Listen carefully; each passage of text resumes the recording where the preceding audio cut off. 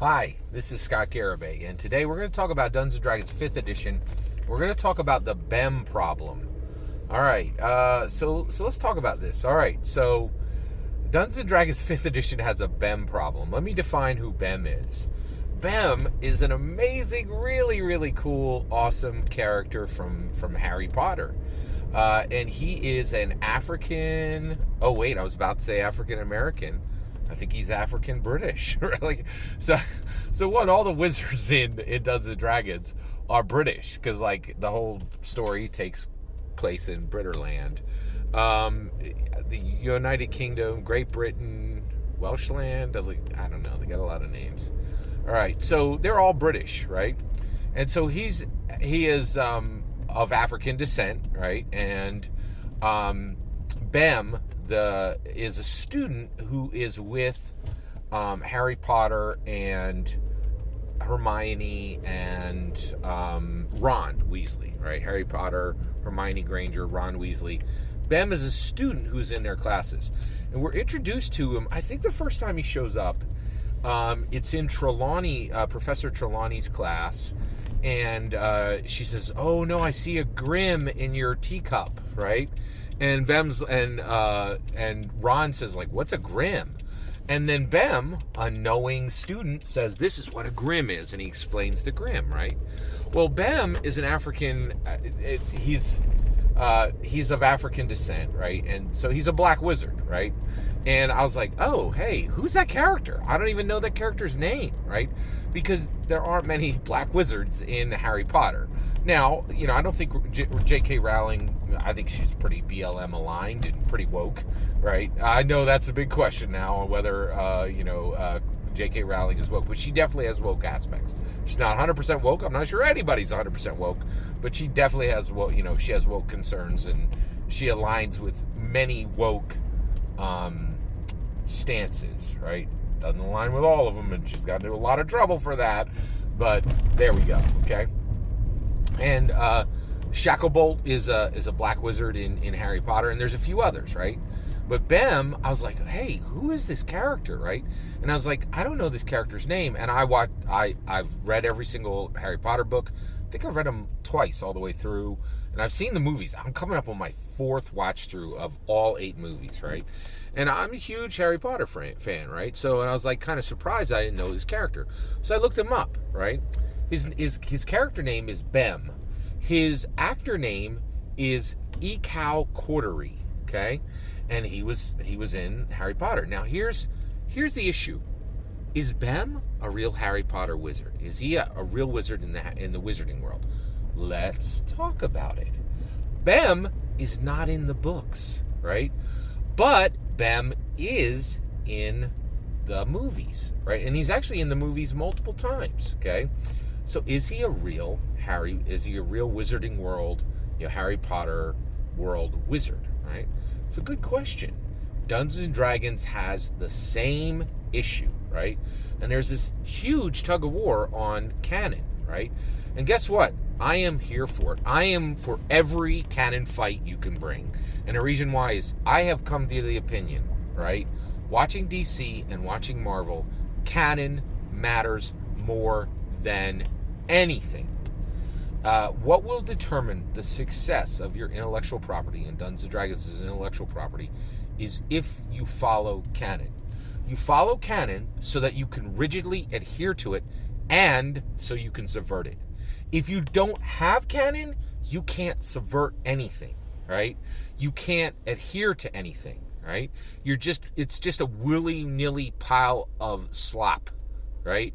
But if you have a rigid canon, you can adhere to it and delight people when you adhere to it, and you can delight people when you subvert it. You know how we know this? What If. What If is amazing. It's a subversion of canon, and you cannot subvert canon if you don't actually have canon. And that's why DC has a $1 billion movie, which is Aquaman, and Batman and Superman fighting didn't make $1 billion. That's what happens when you don't put canon first, right? Just pure nonsense, right? All right, so how do we deal with this in Dungeons & Dragons, and who is Bem in Dungeons & Dragons? Well, I'll give it to you, right? So, Elminster, actually, let's use Mordenkainen. Mordenkainen, Tome of Foes, is canon in Dungeons & Dragons 5th edition, okay? He also exists as a card in Magic the Gathering, right? Canon. There's Mordenkainen. He actually looks the way he's supposed to look, and the card isn't just some weird, like, they didn't run off and give him hair.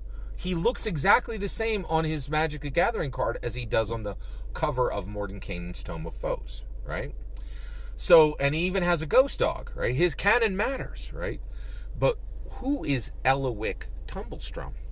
So within Dungeons & Dragons, Adventures, within Magic the Gathering, Adventures in Forgotten Realms, you will find a Mordenkainen card. I argue that card is 100% canon, right? And actually, Jeremy Crawford will tell you it's not. Jeremy Crawford is full of crap. He is WORNG wrong and could not be wronger, right?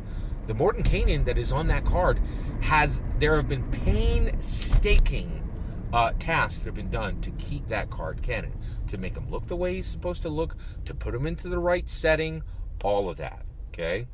Now, Elowick Tumblestrum is a planeswalker, okay, in the Magic the Gathering Adventures in Forgotten Realms set. Elowick Tumblestrum does not exist in Dungeons & Dragons, right? Elowick Tumblestrum has never appeared in a Dungeons & Dragons source book or adventure book hardcover, right? Now, the idea that Elowick Tumblestrum is not canon is ludicrous, right? It's a brand new character established and introduced in Magic the Gathering Adventures in Forgotten Realms. And here's what we need to understand as a D&D community. We're being gaslit, right?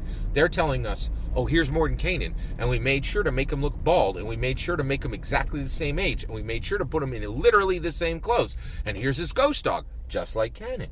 And here he is on this card. This card is Adventures in Forgotten Realms. But we're telling you it's not canon. Bull crap. Bull to the crap, right? It is a lie. It is gaslighting. That Mordenkainen card is canon, right? There's just no two ways about it. You can't play it the way they're doing. They're saying, we're going to tell you something's canon when we want it to be canon, but we're not. Like, here's a good one. They're saying, like, according to Jeremy Crawford, Warduke wasn't canon, right? Although Warduke has literally been in every version of the game since 1E. Every single version of Dungeons & Dragons has talked about Warduke and has literally listed him in the books. And Jeremy Crawford says, Warduke isn't canon. Oh, we just put him in Wild Beyond the Witchlight, now he's canon. No, it's a complete, we as a community need to know when we're being gaslit. This is gaslighting, right? Elowick Tumblestrum is canon, right? And I think that people who are writing DM's Guild should be able to include Elowick Tumblestrum the same way they would be able to include Mordenkainen, if they can include them in, right? And the reality is, Elowick Tumblestrum the halfling bard, should be able to be included in any Dungeons & Dragons campaign. And when any dungeon player says, who the heck is that? You can be like, well, they're right in the Magic Gathering Adventures in